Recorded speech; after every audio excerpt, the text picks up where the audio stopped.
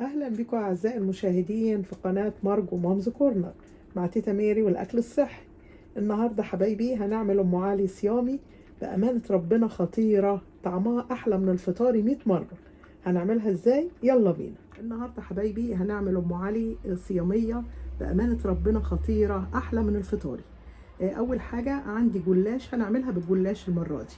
عندنا جلاش محمرينه في الفرن، بنقطع الجلاش عادي كده وبتحطيه بتدهنيه رشة زيت على رشة سمنة وبيتحمر وبيبقى بالشكل ده متقطع. وعندي شوية مكسرات، ممكن بدل المكسرات ممكن تكون سوداني، وشوية زبيب، وعندنا السمن النباتي ولبن صيامي، أي نوع لبن انت تحبيه يكون صيامي، وعندنا عسل نحل وفانيليا والكريمة الصيامية دي اللي بدون سكر. اول حاجة ممكن بنجيب في صينية بنحط الحاجات دي في صينية، او بنحط الحاجات دي في طاجن. انا دلوقتي عندي الطاجن ده هحط الجلاش اللي احنا محمراه، هحطه الاول بالشكل ده حبايبي. حطينا الجلاش المحمرينه، وهنحط شوية زبيب، شوية مكسرات اللي موجود عندك، هنحط شوية كده حلوين اهو بالشكل ده. ودلوقتي عندي السمن النباتي، هناخد معلقة سمن نباتي، وعندنا كمان اللبن الصيامي اهو، هنحط كده. هي ملهاش مقدار محدد يعني، هنحط اللبن بالشكل ده اهو كده بالشكل ده حبايبي.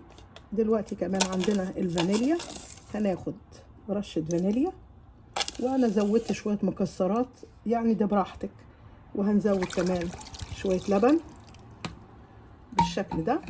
وانا هستكفى بالزبيب مسكر، لو انت كان يعني لو انت مش عايزه تحطي زبيب ممكن تحطي عسل نحل او تحطي سكر، التحليه دي براحتك.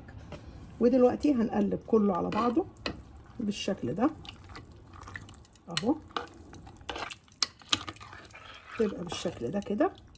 بالشكل ده حبايبي قلبنا كل الحاجات على بعض بالشكل ده اهو كده. ودلوقتي عندي الكريمه الصياميه زي ما متفقين ما فيهاش سكر، هي النوع ده ما فيهوش سكر وانا بستخدمه، طعمه جميل جدا. هو بيبقى سايل بس انا ضرباه في المضرب بالمضرب، فبيبقى زي بيبقى كريم شانتيه كده. هحط كده من الكريمه على ام علي اهو بالشكل ده، ممكن تكتري تقللي يعني براحتك. ودلوقتي بقى هنقلب كله كده على بعضه بالشكل ده. ودلوقتي بقى هنحط ام علي في الفرن على درجة حرارة 350، هتاخد ربع ساعة وهتطلعي احلى واطعم ام علي صيامية، بامانة اطعم من الفطار واخف كمان. بالشكل ده حبايبي ام علي في الفرن اهي، وبالشكل ده حبايبي ام علي جهزت. وبالشكل ده حبايبي تكون ام علي جهزت الصيامي، بامانة ربنا طعمها خطير وبألف هنا.